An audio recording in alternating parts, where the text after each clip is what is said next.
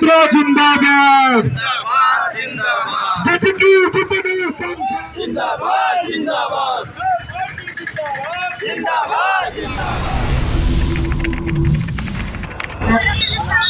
जैसा कि इसका नाम है कि संपूर्ण भागीदारी यात्रा, हम चाहते हैं कि इस देश में जाति जनगणना हो और जाति जनगणना के माध्यम से जिसकी आबादी जितनी निकल करके आए उस आबादी के हिसाब से हर क्षेत्र में उसकी हिस्सेदारी और भागीदारी हुई।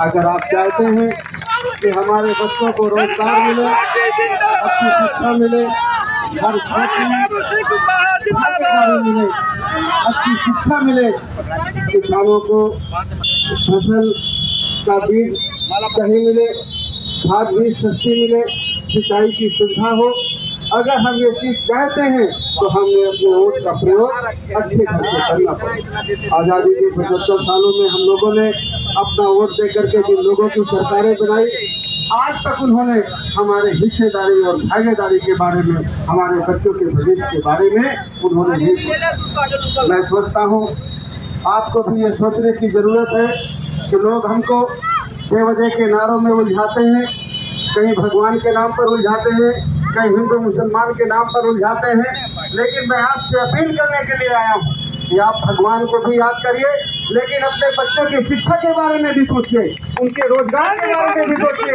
व्यापारियों का व्यापार अच्छा चले, व्यापारियों का धंधा अच्छा चले, छोटे दुकानदारों की अच्छी दुकान चले, उस बारे में भी आपको सोचना है। महंगाई कम हो, उस बारे में भी सोचना है। आपके बच्चे को पढ़ करके अच्छी नौकरी मिले, आपके बच्चे का इलाज सस्ता हो, इस बारे में भी आपको सोचना है। और जब तक आप नहीं सोचेंगे तब तक आपकी समस्या का समाधान कोई दूसरा नहीं करेगा। इसलिए हम ये कहने के लिए आए हैं कि आप लोग इस संपूर्ण भागीदारी यात्रा में सामूहिक रूप से सब लोग शामिल होइए, ताकि इस आवाज को हम भारत सरकार तक पहुंचाएं और ये कहें कि जाति जनगणना कराइए और आबादी के हिसाब से जिसका जितना हिस्सा बनता है वो देने का काम करिए। अगर वो नहीं देते हैं तो हमें अपने वोट का प्रयोग करके अपने मुताबिक सरकार बना करके अपना हिस्सा और अपने बच्चों का भविष्य में बनाने की जरूरत है।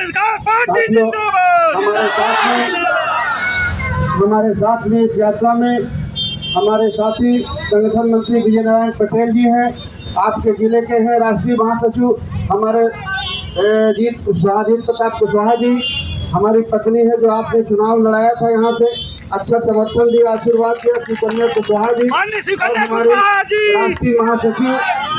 हमारे राष्ट्रीय महासचिव ये हमारी बेटी भी है, राष्ट्रीय महासचिव डॉक्टर संतोष लोधी जी, ये बुंदेलखंड की राज से रहने वाली हैं, इनका अस्पताल है, लेकिन गरीबों की कमजोरों की लड़ाई में ये आपके बीच में निकली हुई हैं। माता सावित्रीबाई फुले को पढ़ा इन्होंने, अवंतीबाई लोधी को पढ़ा, अंबेडकर को पढ़ा, और सब पढ़ करके अपना हॉस्पिटल बंद करके आज इस लड़ाई में आप सब लोगों के साथ जुड़ी। हमारे बीच में रानी जी हैं जो सोनभद्र से चल के आई हैं, हमारे बहुत सारे साथी हैं जो सब जगह से, आपके इलाके से, चंदौली से, बनारस से आज इस यात्रा में शामिल है। भाई दिनेश जी हैं, सभी साथियों को धन्यवाद और आप सब लोगों को पुनः धन्यवाद। हमारी बहनों को, हमारी बेटियों को भी जो अपने बच्चे के हक हिस्से की लड़ाई में आपको एक ही चीज सोचना है कि अपना वोट बेचना नहीं है, और जब तक वोट नहीं बेचेंगे तभी समस्या का समाधान होगा। और जब आप वोट बेच देते हैं तो समझना वोट नहीं बेचते हैं, अपने बेटे और बेटी का भविष्य बेचते हैं। और जब तक हम वोट का सौदा करते रहेंगे तब तक कभी हमारी समस्या का समाधान नहीं होगा।